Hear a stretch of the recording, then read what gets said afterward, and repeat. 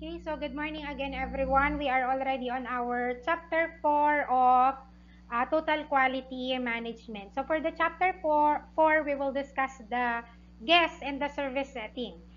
Diba, class, we discussed the three elements of a service. So the service setting, the service product, and the service itself. Okay? So now, class, we will discuss the service setting. So for the chapter 4, these are the learning objectives.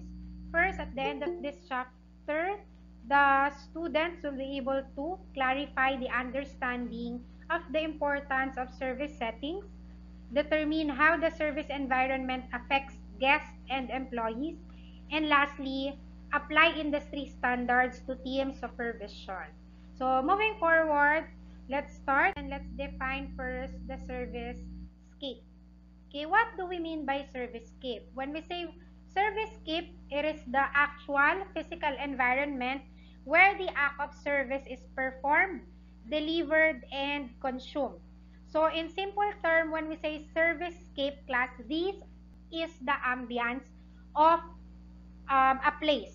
Yung mga designs, yung mga theme, yung colors, anong itsura ng upuan, anong itsura ng counter. So that's what we call service scape.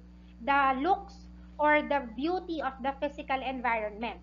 For example, sa Starbucks, anong ambience ba ng Starbucks? Ano bang design ng restaurant niya or ng coffee shop niya? Or when you eat in a buffet restaurant, anong style ng loob ng isang buffet 101 ng Vikings, anong itsura niya?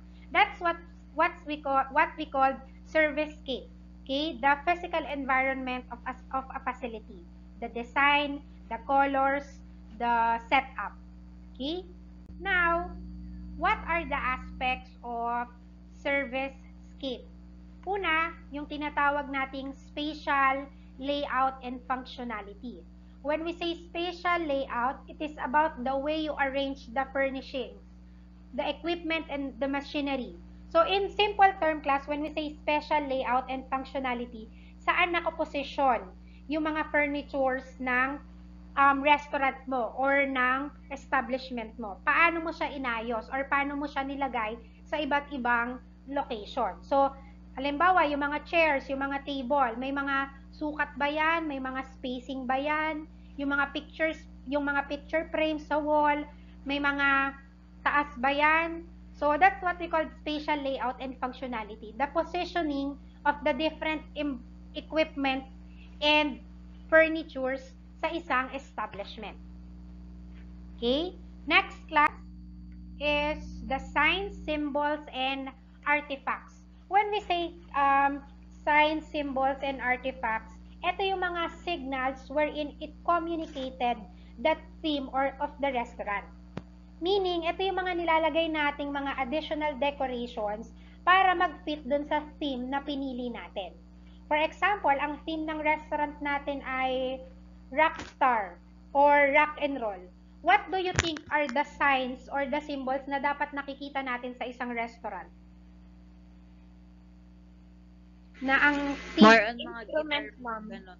Okay, very good. So, instruments like guitars, drums, pianos, microphones, yung mga CDs, or kaya yung mga retro balls, that's what we call signs and symbols.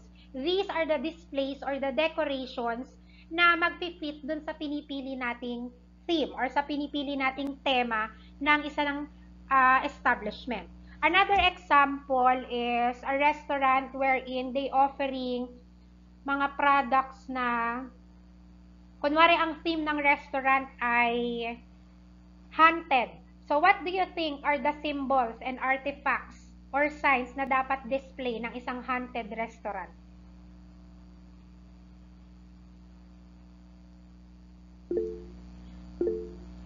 Crisel.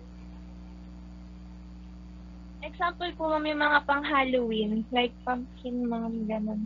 Okay, correct. So those Halloween decoration like pumpkin, mummies, si mga multo, or si Chakadal. So those are some example of signs and symbols and artifacts na dapat naka-fit or yung decoration ay align aligned or parallel dun sa tema ng establishment.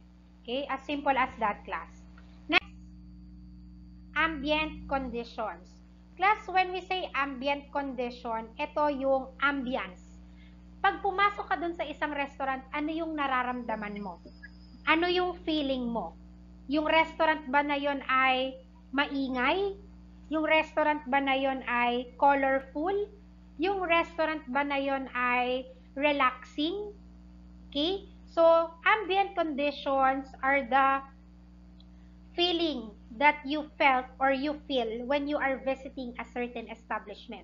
Halimbawa, pag pumapasok kayo sa Jollibee, class, anong feeling or anong pakiramdam yung nafe-feel nyo or nararamdaman nyo when you are inside the Jollibee, class?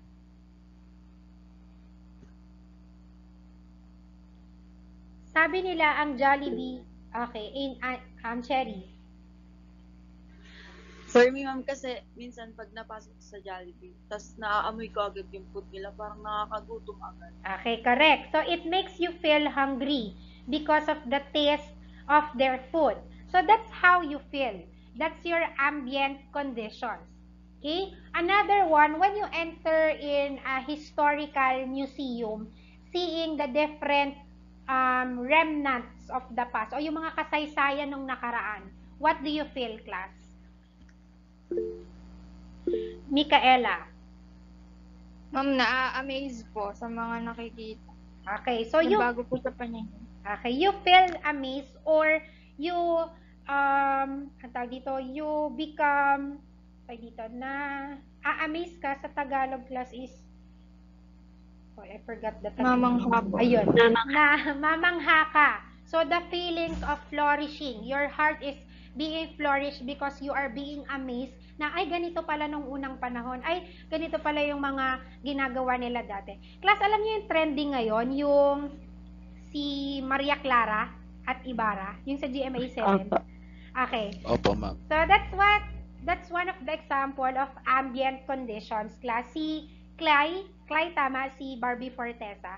So si Clay ay napunta siya sa panahon ni Maria Clara at ni Ibarra. So ang ambient conditions niya noon ay nagtataka siya bakit ganon kasi nasa present siya. Kaya nung nakarating siya dun sa history or dun sa past, yung ambient conditions niya ay nanibago siya, as well as the people living on that dates or on that situation. Kasi wala pa namang underwear that time. Kaya namamangha sila or naguguluhan sila dun sa sinasabi ni Clyde. That's what we call ambient conditions.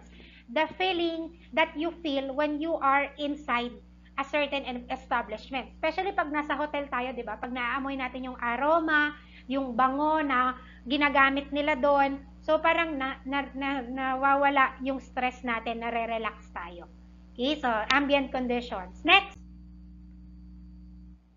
the elements of service scape. So, para daw natin masabi na ang isang establishment ay sinusunod ang service scape or ang physical setting, kailangan meron siya ng mga ganitong elemento. Una, class, kailangan meron siyang facility exterior. Class, when we say facility exterior, pakitandaan, these are the decorations outside the environment. For example, yung facade ng building, yung itsura ng building, yung itsura ng parking lots, yung itsura niya sa labas. Okay, so dapat these are the things that you should consider. The design of the landscape, yung design ng harapan ng establishments, yung surrounding na environment, yung parking, ano dapat itsura ng parking, at saka yung mga signages na ginagamit nyo. Okay? Next is facility interior. When we say facility interior, class, ito naman yung mga design or yung mga equipments and machineries na dapat nating ilagay sa loob ng establishment. Okay? So, katulad ng music. Kung ang theme ng restaurant nyo ay rock star or rock. So, syempre, yung music dapat doon ay pang rocks. Okay? Layout. So, layout meaning is yung design or yung theme doon sa loob. Kailangan ang mga design niya ay pang rockstar. May mga equipments, may mga guitars, piano, CDs, disco ball, mga dito, G-clef. So, mga dapat about rocks or about music. Next, equipment. So, dapat yung mga ginagamit mong mga kubyertos or mga utensils ay naka-theme pa rin dun sa restaurant mo. Air quality, may proper circulation ba? Pag pumasok ba yung guest mo, air conditioned ba siya? Hindi ba siya humid? Hindi ba sila manlalagkit or iinitan? Okay, so are they comfortable? So, yung air quality. So, nakakahinga ba sila ng tama? Hindi ba siksikan? Hindi ba crowded? And lastly, interior design. The colors, the pictures, the wall decorations. That's what we call facility interior. And the others that you need to consider are this one.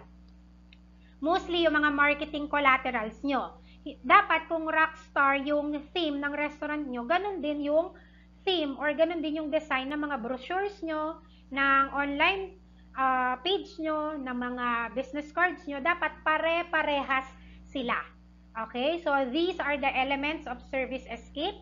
The facility exterior sa labas, design sa labas, facility interior, the designs inside, and the others, especially for your marketing collaterals. Okay? There are types of service escape. So, dalawa siya.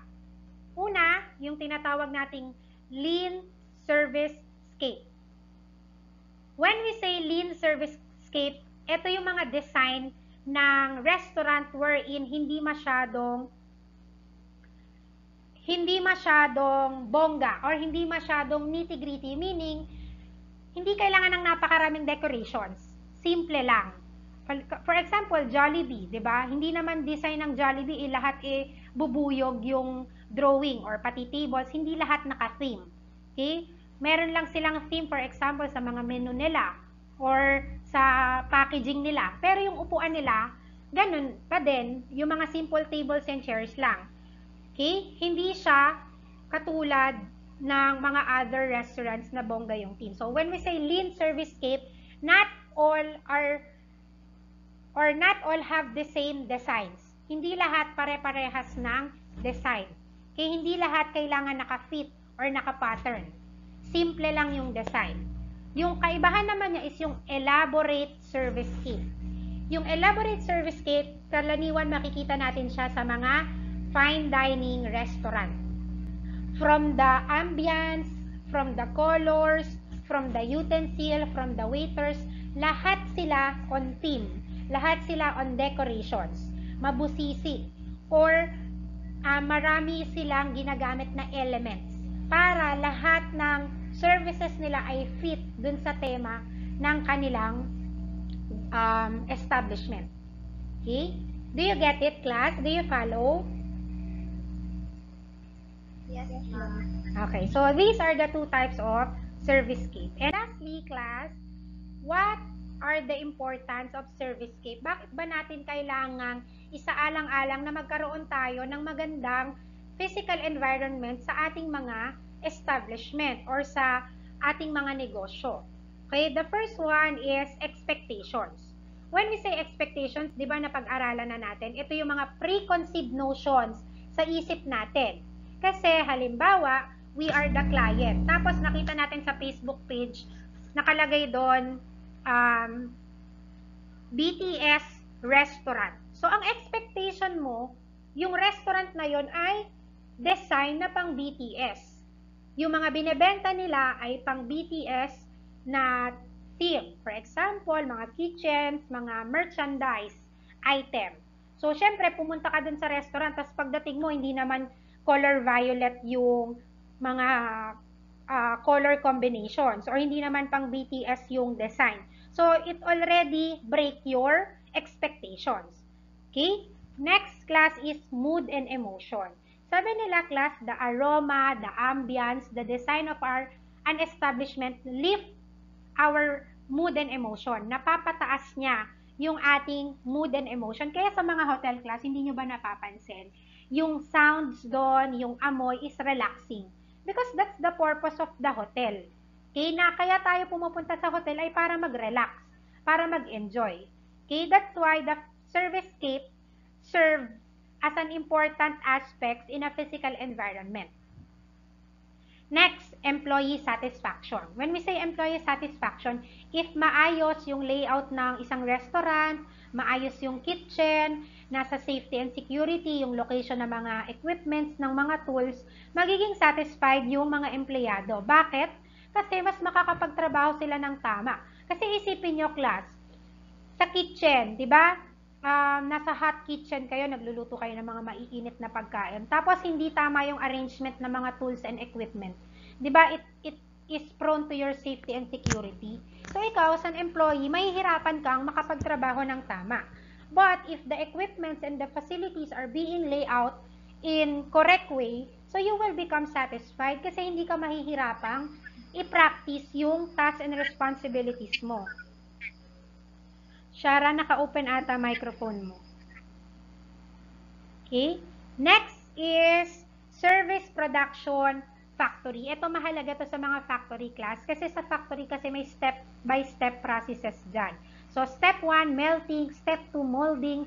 Step 3, finishing. Step 5, packaging. Or step 4, packaging. Step 5, delivery.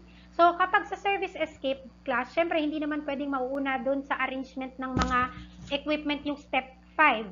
Kakahango pa lang nung donut, nasa packaging agad. Eh, di ba dapat cooling muna? So, it improves the service production in the factory kapag tama at maayos yung arrangement ng mga tools and equipment. And lastly, class, function value. When we say function value, mas napapataas natin yung quality and effectiveness ng mga machineries and equipment natin. Meaning, kapag tama yung location niya, yung functions ng employees natin ay hindi madedelay. Makakapagtrabaho sila in a timely manner. Kasi merong tamang prosesong sinusunod. Okay, so these are the importance of service scape. That's the end of our